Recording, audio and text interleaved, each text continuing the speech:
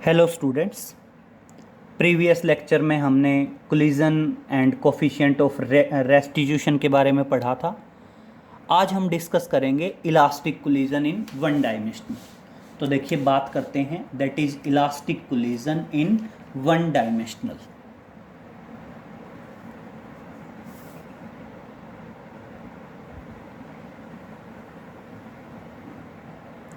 देखिए शुरू करते हैं। That is elastic collision.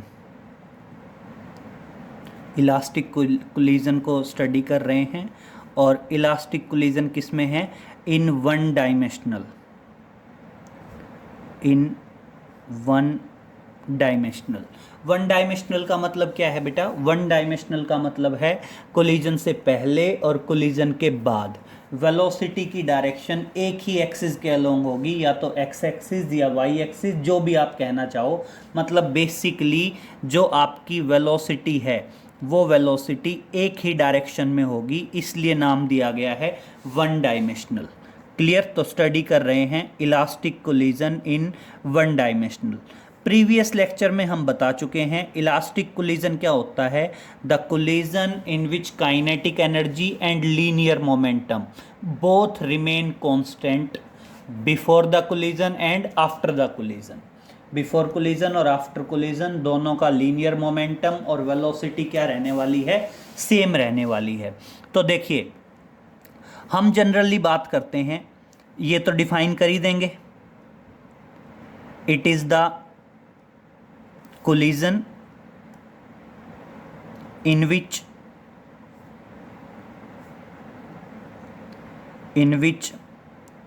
kinetic energy and linear momentum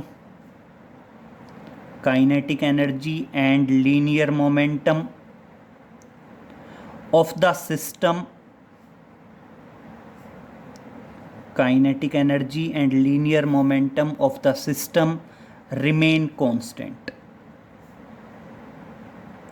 आपका जो इलास्टिक कोलिजन है, इलास्टिक कोलिजन के अंदर काइनेटिक एनर्जी और लीनियर मोमेंटम दोनों चीज़ें क्या रहती हैं? कांस्टेंट रहती हैं। तो समझिए इसमें क्या है, हम सिंपल वे में बात करेंगे। बॉडी है मास m1 moving with velocity u1, another body mass m2 moving with velocity u2 collide against each other, and after collision their velocity becomes v1 and v2। Collision के बाद उनकी वेलोसिटी क्या हो गई बेटा? v1 और v2 हो गई। तो अब बेसिकली बेटा हमने v1 और v2 निकालना है। मतलब हमें क्या पता है? दोनों बॉडीज़ का मास पता है, दोनों बॉडीज़ की इनिशियल वेलोसिटी पता है। Initial velocity in the sense before collision जो वेलोसिटी है वो हमें पता है, दैट इज बिफोर कोलिजन। और हमने कैलकुलेट क्या करना है? हमने कैलकुलेट करना है v1 और v2। और v1 और v2 क्या है? That is velocity after collision. Clear? तो हमारा टारगेट क्या है? हमारा टारगेट है हमने वेलोसिटी v1 और v2 निकालनी है, जो क्या है? बॉडीज़ की वेलोसिटी है आफ्टर कोलिजन। और हमें नोन क्या है? दोनों बॉडीज़ का मास नोन है और दोनों बॉडीज़ की वेलोसिटी नोन है बिफोर कोलिजन।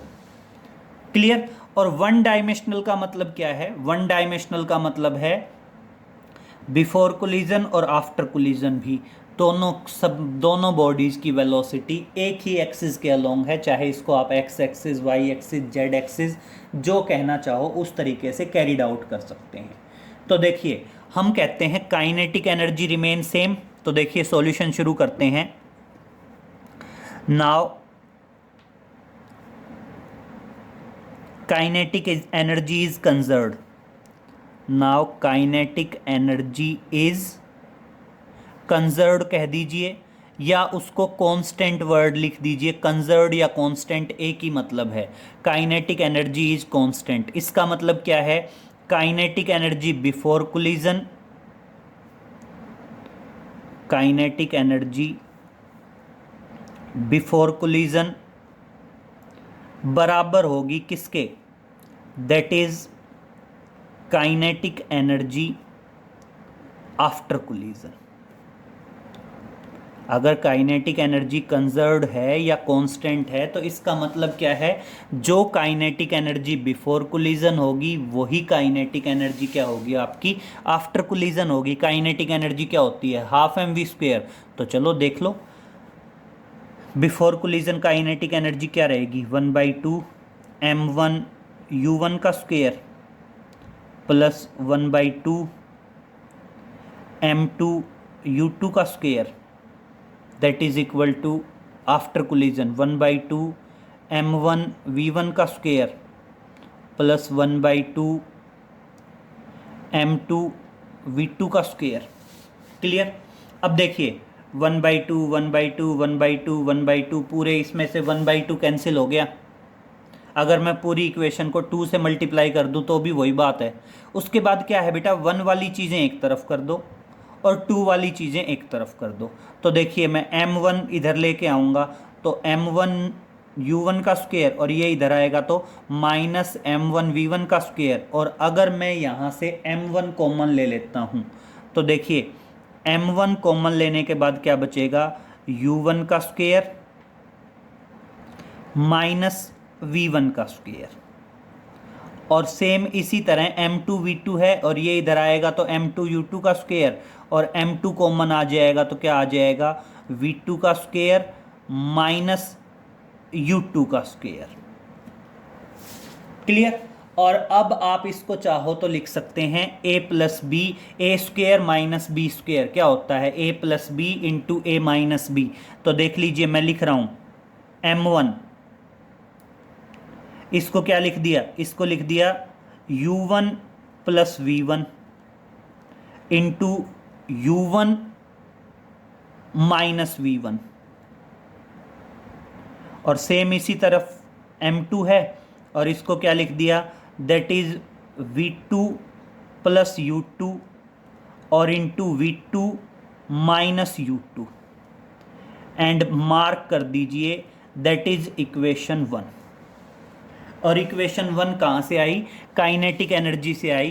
भाई काइनेटिक एनर्जी कांस्टेंट थी तो इसका मतलब काइनेटिक एनर्जी बिफोर कोलिजन बराबर होगी काइनेटिक एनर्जी आफ्टर कोलिजन। पूरी इक्वेशन से 1/2 कैंसिल हो गया, 1 वाली चीज़ें एक तरफ 2 वाली चीज़ें एक तरफ, फॉर्मूला आ गया ए स्क्वायर माइनस बी स्क्वायर क्या होता है, ए plus B into A minus B. अब दूसरा क्या है, लीनियर मोमेंटम भी कांस्टेंट है तो दूसरी इक्वेशन लीनियर मोमेंटम से बनाते हैं। तो देखिए क्या आएगा, now linear momentum is constant, now linear momentum is constant। बेटा आपका जो लीनियर मोमेंटम है, लीनियर मोमेंटम भी कांस्टेंट है और लीनियर मोमेंटम कांस्टेंट है तो इसका मतलब क्या आ गया, linear momentum before collision that is linear momentum before collision बराबर होगा किसके, linear momentum after collision equal to linear momentum after collision. Clear. और लीनियर मोमेंटम क्या होता है, linear momentum just the product of mass and velocity. तो देखिए पहली बॉडी का लीनियर मोमेंटम क्या आएगा, m1 u1 और दूसरी बॉडी का लीनियर मोमेंटम क्या आएगा, m2 u2 और after collision velocity v1 v2 तो क्या आ जाएगा, m1 v1 plus m2 v2।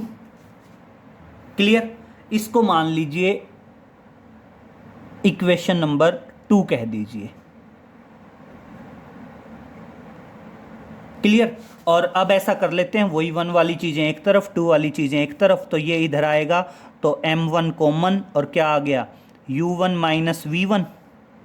और दूसरी तरफ देखिए m2 u2 उधर जाएगा तो m2 कॉमन तो क्या आ गया, v2 माइनस u2। इसको हम मार्क कर देते हैं, दैट इज इक्वेशन नंबर 3। और अब क्या कर दो, डिवाइड कर दो इक्वेशन 1 को और इक्वेशन 3 से डिवाइड कर दो। तो देखिए डिवाइडिंग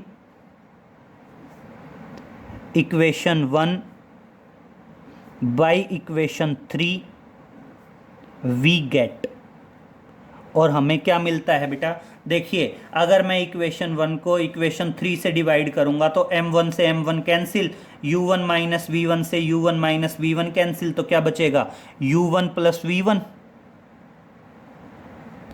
सेम इधर m2 से m2 cancel, v2 minus u2 से v2 माइनस u2 कैंसिल, और क्या आ जाएगा, that is v2 plus u2। Clear. और अब देखिए यहां से आप चाहो तो v1 निकाल दो चाहे v2 निकाल दो। तो मान लो मैं v1 निकालता हूं, और देखिए v1 की वैल्यू क्या आ जाएगी, इस तरह से v1 की वैल्यू आ जाएगी v2 plus u2 and that is minus u1, and that is equation number 4। लेकिन बेटा प्रॉब्लम क्या है, ठीक है हमने v1 और v2 निकालना था, लेकिन हमें वैल्यूज नोन क्या क्या थी, m1 नोन था, m2 नोन था, u1 नोन था, u2 नोन था। अब यहाँ पे v1 की वैल्यू तो आई, लेकिन वो वैल्यू किसकी टर्म्स में है, v2 की टर्म्स में है, जबकि v2 की वैल्यू हमें पता ही नहीं है। तो इसलिए हम इसको क्या करते हैं, फर्दर सोल्व करते हैं। फर्दर कैसे सोल्व करेंगे, इस v1 की वैल्यू को आप इक्वेशन नंबर 2 में पुटअप करो। तो देखिए क्या करेंगे, put this value, put this value in equation 2 we get, और हम इस वैल्यू को v1 की इस वैल्यू को इक्वेशन 2 में पुटअप कर रहे हैं। तो देखिए क्या आएगा, ये ठीक है m1 u1, ये भी ठीक है m2 u2 that is equal to m1, और मैं v1 की जगह वैल्यू पुटअप कर रहा हूँ v2 plus u2 minus u1 और प्लस क्या आ गया m2 v2। क्लियर।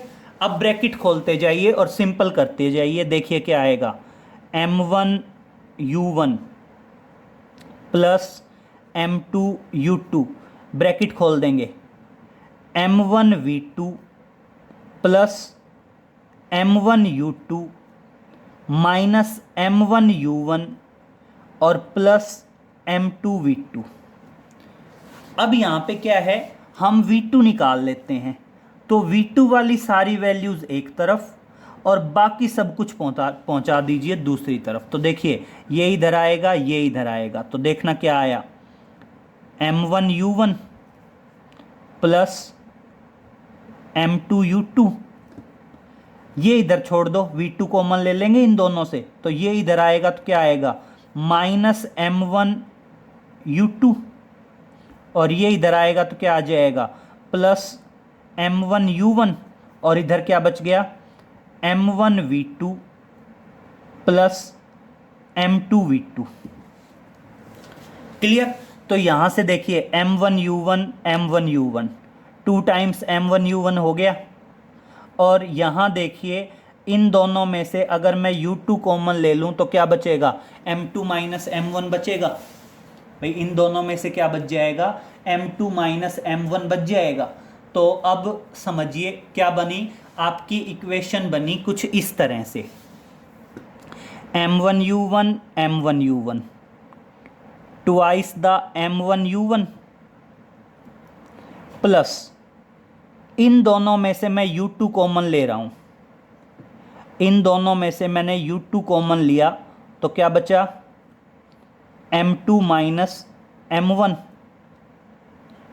और यहाँ देख लीजिए मैं इन दोनों में से v2 कॉमन ले रहा हूँ, v2 कॉमन लिया तो क्या बच गया, m1 प्लस m2 बच गया। और अब देखिए फाइनल v2 क्या आया, आपकी इस तरह से v2 की वैल्यू आ गई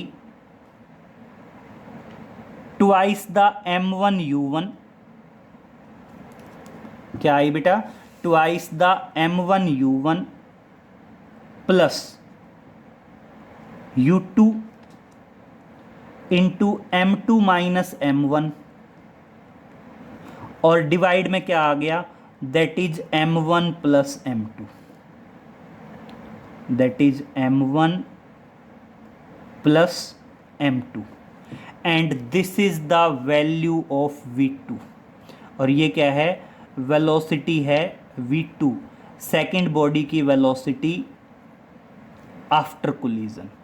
और अब मेरी बात सुनिए, अगर इस वैल्यू को हम इक्वेशन 4 में रखें, मैं v2 की इस वैल्यू को इक्वेशन 4 में रखूं और सोल्व करूं, तो मेरे पास वैल्यू आ जाएगी बेटा v1 की। अब कुछ नहीं करना है, जस्ट इस वैल्यू को इक्वेशन नंबर 4 में रखना है और सोल्व करना है। सोल्व करते ही हमारे पास आंसर में आ जाएगी वैल्यू ऑफ v1। तो चलो देखिए सोल्व करते हैं। देखिए स्टार्ट कर रहे हैं,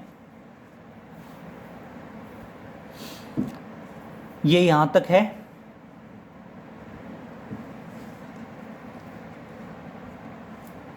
तो देखो अब क्या करते हैं, put this value in equation 4, we get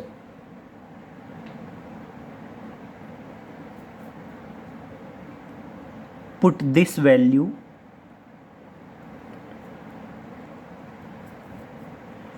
in equation 4, we get. इस वैल्यू को अगर हम इक्वेशन 4 में रखते हैं v2 की वैल्यू को, तो हमें किसकी वैल्यू मिलेगी, v1 की वैल्यू मिलेगी। और देखिए जरा, v1 is equal to, value रख रहा हूं v2 है, तो v2 की वैल्यू क्या आई, v2 की value I twice of m1 u1 plus u2 into m2 minus m1, और अपॉन क्या है, अपॉन एलसीएम में वैल्यू है m1 प्लस m2, और साथ में क्या आ गया, प्लस u2 माइनस u1। तो अब देखिए जस्ट कुछ नहीं करना है, कंप्लीट एलसीएम ले लीजिए और ब्रैकेट खोलते चले जाइए, रिजल्ट आ जाएगा। तो देखिए मैं कंप्लीट एलसीएम ले रहा हूं, v1 इज इक्वल टू, आप जब कंप्लीट एलसीएम लेंगे तो मान लीजिए आपका कंप्लीट एलसीएम आ गया m1 प्लस m2। क्लियर। अब देखिए क्या बचा, ये as it is twice m1 u1, ये as it is u2 m2 minus m1, और बेटा इन दोनों के साथ ये आ जाएगा m1 प्लस m2, तो u2 के साथ भी m1 प्लस m2, और साथ में u1 के साथ भी m1 प्लस m2।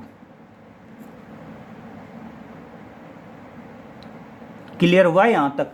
मैंने जस्ट एलसीएम कैरिड आउट किया है और कोई स्टेप नहीं है, जस्ट और जस्ट क्या किया है, एलसीएम कैरिड आउट किया है। अब बहुत ध्यान से देखिए, सिंपल सिंपल से मैथमेटिकल स्टेप हैं। तो देखना v1 इज इक्वल टू, बस ब्रैकेट खोल दीजिए कंप्लीट, क्या आ जाएगा, twice of m1 u1 plus,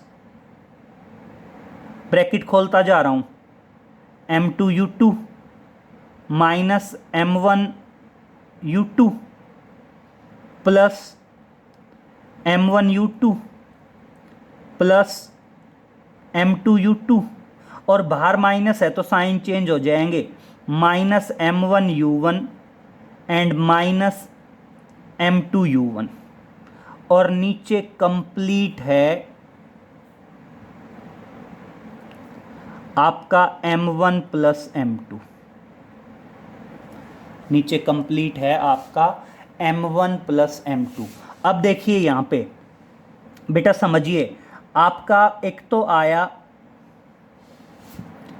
m2 u2 ये आ गया, और एक m2 u2 आ गया ये, ठीक है। इसके अलावा m1 u1 एक माइनस का ये है, और सेम एक यहाँ पे m1 u2 प्लस का है और एक m1 u2 माइनस का है, कैंसिल। तो अब देखिए इस तरह से V1 की वैल्यू क्या आ गई, V1 की वैल्यू देखिए, समझिए यहाँ पे, that is twice M1U1 minus M1U1, इन दोनों को देखिए, इसको और इसको, तो क्या बचेगा, M1U1 बचेगा। फिर आगे देखो M2U2 प्लस M2U2 क्या आ जाएगा, ट्वाइस M2U2 आ जाएगा। और फिर इसको देख लीजिए, बस क्या बच गया, ये बच गया माइनस M2U1, और नीचे एलसीएम में क्या था, नीचे एलसीएम में था M1 प्लस M2। क्लियर। और अब समझिए, बस फाइनल रिजल्ट आ गया ये, therefore V1 is equal to, ऐसे लिख दूं, ट्वाइस M2U2, और यहां से मैं क्या ले लूं, यहां से मैं कॉमन ले लूं U1, U1 कॉमन लिया तो क्या बच गया, M1 माइनस M2, और अपॉन क्या है, M1 प्लस M2 है। और अब दोनों वेलोसिटीज़ को देख लीजिए, V1 को और V2 को। रिजल्ट याद करने का तरीका है भाई, नीचे तो M1 प्लस M2 आना है, अगर V1 है तो ट्वाइस तो आएगा M2U2 और आएगा M1 माइनस M2 U1 के साथ, और V2 है तो ट्वाइस तो आएगा M1U1 और यहाँ आएगा M2 minus M1 with U2, और नीचे तो M1 प्लस M2 है ही। तो इस तरह से ये आपका कंप्लीट टॉपिक है, that is elastic collision in one dimensional, जिसमें हमारा मेन टारगेट था, हमने वेलोसिटी V1 और V2 की वैल्यू निकालनी है, और क्या निकालनी है, आफ्टर कोलिजन। लेंदी टॉपिक बोल सकते हैं, लेकिन सिर्फ और सिर्फ नॉर्मल मैथमेटिकल स्टेप है, कोई लंबी चौड़ी सी स्टोरी नहीं है। अब इन दोनों रिजल्ट्स के बेसिस पे कुछ स्पेशल केस डिस्कस करेंगे। तो देखिए, इलास्टिक कोलिजन वन डायमेंशनल के कुछ स्पेशल केसेस में आते हैं, समझिए, that is special cases of elastic collision.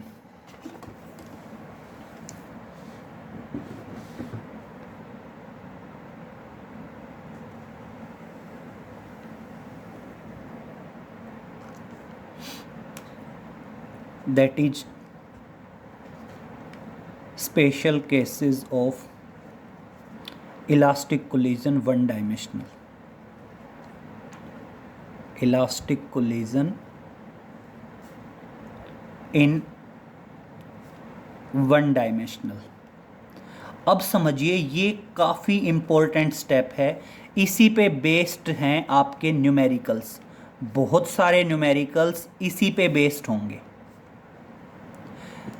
सबसे पहला पॉइंट, सबसे फर्स्ट स्पेशल केस में आते हैं, when both the bodies having equal मास। हम अभी अभी कह रहे थे कि एक बॉडी टकराई, देखिए आप दोनों के रिजल्ट की बात कर लेते हैं, V1 और V2 की। तो देखिए, हमारा एक तो वेलोसिटी आई V1 और एक वेलोसिटी आई V2, ठीक है। तो जरा देखिए, सबसे पहले हम बात करते हैं V1 की। तो V1 में क्या आएगा, V1 वेलोसिटी में आएगा ट्वाइस M2U2, देखो क्या आएगा, ट्वाइस M2U2। आप देख लीजिए, आपकी अभी अभी जो रिजल्ट आया है वो उसी की बात कर रहा हूँ मैं। V1 का जो रिजल्ट आया है वो क्या आया है, ट्वाइस M2U2 प्लस क्या आएगा, U1, और साथ में क्या आ जाएगा, M1 माइनस M2 आएगा, और नीचे क्या हो जाएगा, that is M1 plus M2। ये तो किसकी वैल्यू है, V1 की। और अगर मैं V2 की वैल्यू की बात करूं तो यहीं से आ जाएगी, M2U2 की बजाय अब क्या आ जाएगा, M1U1 आएगा, U1 की बजाय यहाँ पे क्या आएगा, U2, M1 माइनस M2 की बजाय क्या आएगा, M2 माइनस M1 आएगा, और नीचे आपका सेम रहने वाला है, that is M1 plus M2। ये आपने अभी अभी दोनों वेलोसिटीज़ निकाली हैं इलास्टिक कोलिजन वन डायमेंशनल की। अब मैं जो पॉइंट बताने जा रहा हूं, उन पॉइंट्स को समझना है बहुत ध्यान से। मैं सबसे पहले पॉइंट की बात करता हूं, if mass of both the bodies are equal. अगर आपकी दोनों बॉडीज का मास क्या है, इक्वल है। तो समझिए पॉइंट है, फर्स्ट स्पेशल केस है if both the bodies having equal mass, if both the bodies having equal mass, both the bodies having equal masses, अगर दोनों की दोनों जो बॉडीज हैं उन दोनों का मास इक्वल है। इक्वल मास का मतलब क्या है, दोनों बॉडीज का मास, एक का मास m2 था और एक का मास था m1, और दोनों इक्वल हैं, तो मैं दोनों को m मान लूं। और देखिए दोनों को m मान लिया तो यहां पे देखिए v1 और v2 क्या आएगा, m minus m portion 0, m plus m 2m, 2m u2, 2m से 2m कैंसिल, तो उस टाइम पे v1 तो बराबर आएगा u2 के और v2 बराबर आएगा u1 के। मतलब after the collision velocity get interchanged. तो आप ध्यान रखोगे क्या होगा, after the collision velocity get interchanged, after the collision velocity get interchanged. ये समझिए क्या मतलब हुआ, ये रिजल्ट आया कैसे। आप देखो इन दोनों रिजल्ट्स में m1 और m2 की जगह m लिखते चले जाओ, सोल्व करके अपने आप यही आएगा। मतलब कोलिजन के बाद जो पहली बॉडी की वेलोसिटी थी वो दूसरी की बन जाएगी, और जो दूसरी की वेलोसिटी थी वो किसकी बन जाएगी, पहली की बन जाएगी। क्लियर। नेक्स्ट में चलते हैं बेटा।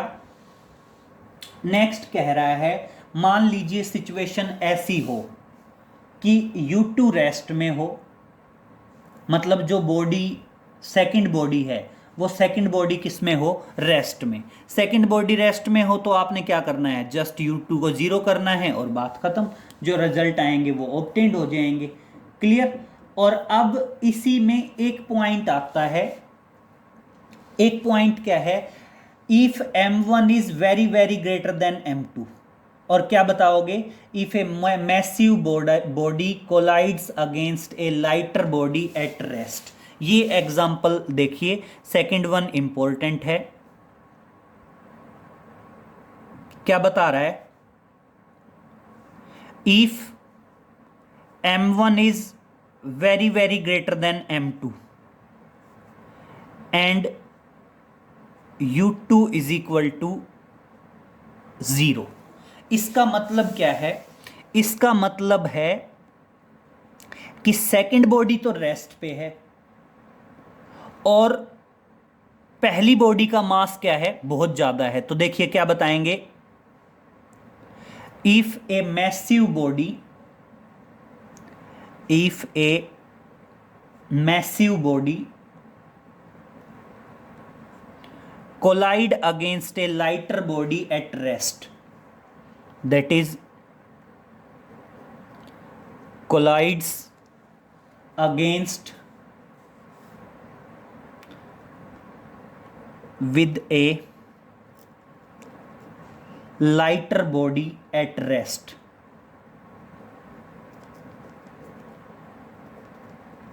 समझिए इंपॉर्टेंट पॉइंट है। वो कह रहा है कि पहली बॉडी बहुत ज़्यादा भारी है, मैसिव है, और वो एक दूसरी हल्की बॉडी के साथ टकराती है जो रेस्ट पे है। तो इस सिचुएशन में समझिए बेटा, इस सिचुएशन में आपने क्या करना है, जो m1 है उसको मेंशन करना है, और जो m2 है उस m2 को हमने क्या कर देना है बेटा, नेग्लेक्ट कर देना है। तो यहाँ पे क्या आएगा, ऐसी सिचुएशन में m2 गेट नेग्लेक्टेड, m2 को हमने क्या करना है, नेग्लेक्ट करना है। और जब हम m2 को नेग्लेक्ट करेंगे तो यहाँ पे जब आप वैल्यूज़ रखते चले जाएंगे तो उस टाइम पे देखिए जो v1 है वो तो सेम u1 के बराबर आएगा। मतलब कोलिजन के बाद पहली बॉडी जो मैसिव बॉडी थी वो तो अपनी वेलोसिटी से एज इट इज चलती रहेगी, और जबकि जो दूसरी बॉडी है जिस पे बॉडी आके टकराई थी वो कैसे मूव करेगी, double the velocity of the initial body या फर्स्ट बॉडी। वो कैसे मूव करेगी, पहली बॉडी की वेलोसिटी से डबल वेलोसिटी से वो बॉडी मूव करेगी। क्लियर। नेक्स्ट में देखिए, थर्ड करते हैं। इस बार हम उल्टा अज्यूम कर लेते हैं। इस बार हम अज्यूम करते हैं कि आपकी जो दूसरी बॉडी है, if m1 is very very less than m2, और सेम है कि m2 किस में है, रेस्ट में। तो देखिए इसमें क्या बताएंगे, इफ ए लाइटर बॉडी, इसमें क्या बताएंगे, इफ ए लाइट बॉडी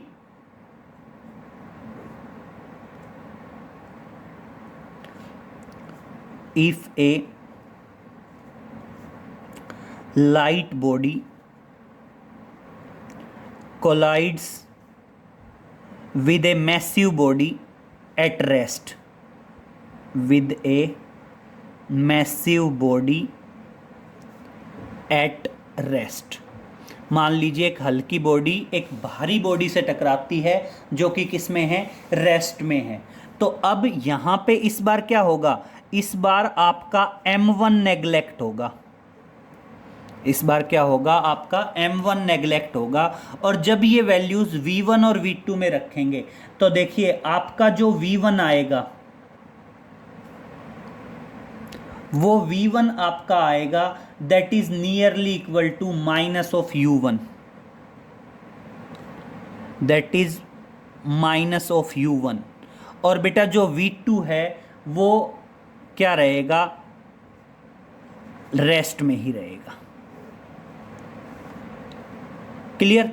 तो ये डायरेक्ट रिजल्ट आप याद रख सकते हैं, बाकी ये ऑब्टेन्ड हुए हैं यहीं से, आप चाहो तो इनको याद रख लो। ये स्पेशल केसेस इंपॉर्टेंट हैं।